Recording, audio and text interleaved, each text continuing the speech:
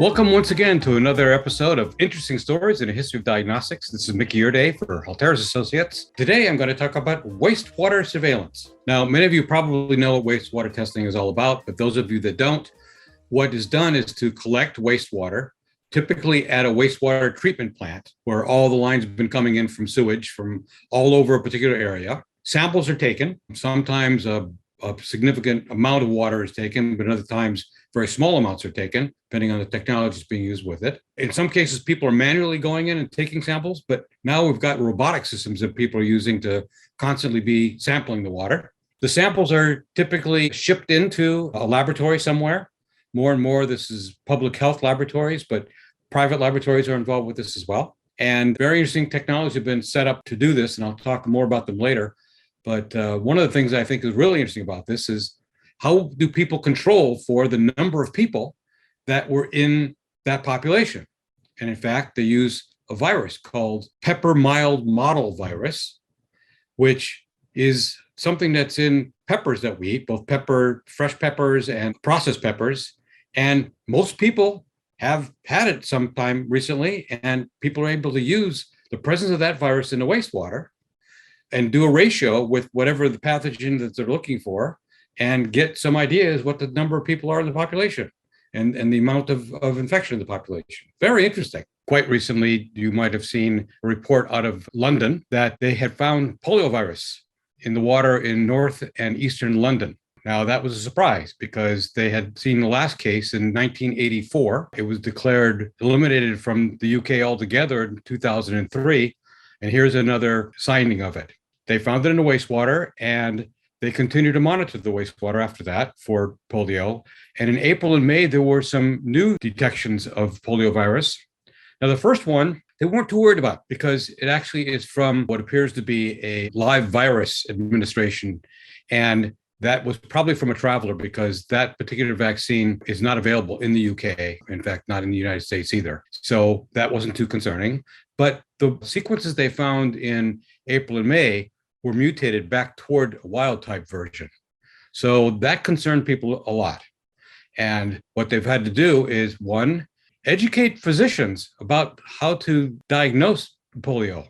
Hadn't been around since 1984. A lot of people had not learned of it, not seen it. The second thing was to increase vaccination rates because, of course, there is a polio vaccine, but in certain places, in particular northern London, the number of people that have been vaccinated is poor. So I want to increase that. So I wanted to bring this up first because poliovirus was probably the first organism that was used in wastewater surveillance. And a lot of that had to do with the fact that after the first administration of poliovirus in 1955, now with the attempt to try to fully eradicate the virus from the earth, you have to be able to look at the last vestiges of infection in a population.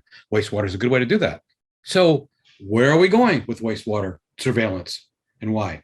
There has been a great expansion of the use of wastewater in surveillance as a result of the SARS-CoV-2 pandemic.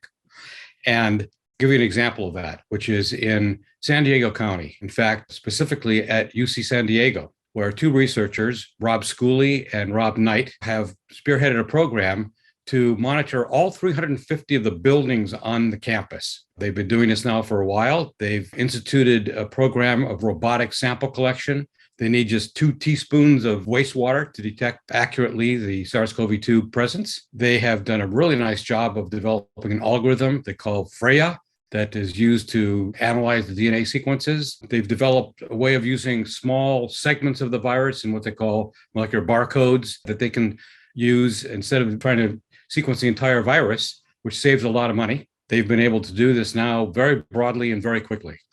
And they're using mostly NGS for the application. So they now estimate by having looked at clinical samples as well as wastewater samples that they're detecting about 85% of the cases in the UC San Diego campus, which is quite amazing. Now that's being expanded, that entire program, to San Diego County overall, where they're going to monitor 2.3 million people in a population. That's remarkable. You know, it's just not possible to do that kind of work by taking samples from volunteers in the population. It's too biased. You know, you've got people that opt in, people that opt out. You don't know it's representative, but you're looking at wastewater. Basically everyone's feces end up in wastewater in a campus like that. So it's a particularly good way of doing this. More recently here in San Francisco, there's been a lot of work in wastewater surveillance for SARS-CoV-2. It's quite interesting that up until quite recently, the number of cases and the amount of material found in wastewater pretty much mimicked each other in the size of the peak. There's a lag. There's always a lag of about 10 to 14 days between the peak in wastewater and the peak in the actual cases that are reported. And it's not a perfect correlation, but it's been pretty good, except quite recently. Here, as of July 14th, where I saw this report, it looks like there's become a divergence between the amount of material showing up in wastewater and the cases, where the wastewater concentrations keep going up and the cases don't appear to be, which suggests that there's a different sort of lag here. Jordan Rutherford at UC San Francisco has been saying that he thinks this should mean that we probably should expect more cases and people should be extraordinarily careful. But how could you have done that without wastewater? Amazing. So until recently, there really just hasn't been the political will and therefore the money to create a national surveillance system here in the United States. That's been a problem in other places as well. But that has all changed. And in fact, the CDC here has developed the National Wastewater Surveillance System that has now, as I checked this morning, they have 1,130 sites that have been incorporated into the system. They're now covering this in 37 states and covering about 110 million people here in the United States. So about a third of the population, which is quite remarkable. The intent is to expand that dramatically. The intent is to get to about 80% of the population. And that's probably kind of it, because the other 20% are not on sewage systems, so that you can't use the wastewater for that purpose. So the technologies that are being used for the National Wastewater Surveillance System have been three. One is standard RT-PCR for SARS-CoV-2. Next would be digital PCR. And the third is NGS. Recently, there was a meeting held by the Association for Public Health Laboratories where the director for the CDC program, Amy Kirby, got a chance to speak. And she indicated that they are now going to embrace two digital PCR systems. One, they're going to use the QIAGEN AI Acuity and the Biorad QX system. They're going to switch to digital PCR because it ends up that you don't need a standard curve, you get absolute quantitation, and there are many fewer problems with inhibition from materials in wastewater that inhibit the polymerase chain reaction. The third is NGS, and they didn't explain which one they're going to use there, but it's just almost inevitable that we're going to see a lot of this move towards NGS because of that additional sequence information. Yes, you can get some point mutation information with PCR. You can add more and more probes and primers, but it's a bit easier to do that with NGS, and you can pick up things that you may not have anticipated with PCR. So I think that is likely to be the best way going forward. And some of the people that were there from the Association of Public Health Laboratories were saying that was their feeling as well. Also, Amy Kirby announced the fact that they are going to expand the program well beyond SARS-CoV-2. Some of the things they're going to add are, for instance, flu A and flu B, obvious extension of the respiratory virus panel. They're also going to add Candida auris, which is an emerging pathogen. Of course, it's a yeast and it causes candidiasis. It's a nasty problem. It has local outbreaks in hospitals. It's quite contagious and it's difficult to identify. And it's also resistant to many of the major antifungal agents. So that's a significant problem. They're also looking at expansion to foodborne pathogens such as Salmonella, Shiga toxin-producing E. coli, Campylobacter, and norovirus. And in addition to those, they're going to start looking at specifically genes that impart antibiotic resistance to a number of different organisms. And these include the beta-lactam drugs, colistin, and carbapenems. So that's going to be a significant expansion. They're also likely to add some other pathogens. The total they're going to use is about 30 new targets in the expansion of the surveillance program, which is quite remarkable. The group at UC San Diego, Rob Knight et al., have said that they're also going to start testing for monkeypox.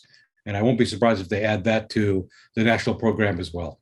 That's what we would expect. So what does the future look like for wastewater surveillance? Well, going to expand the number of things that are being tested. It's going to become a significant business for some of the companies that are getting into this. In fact, Biorad recently announced that they expected to do about $200 million in business over the next 5 years by implementation of their systems in the program.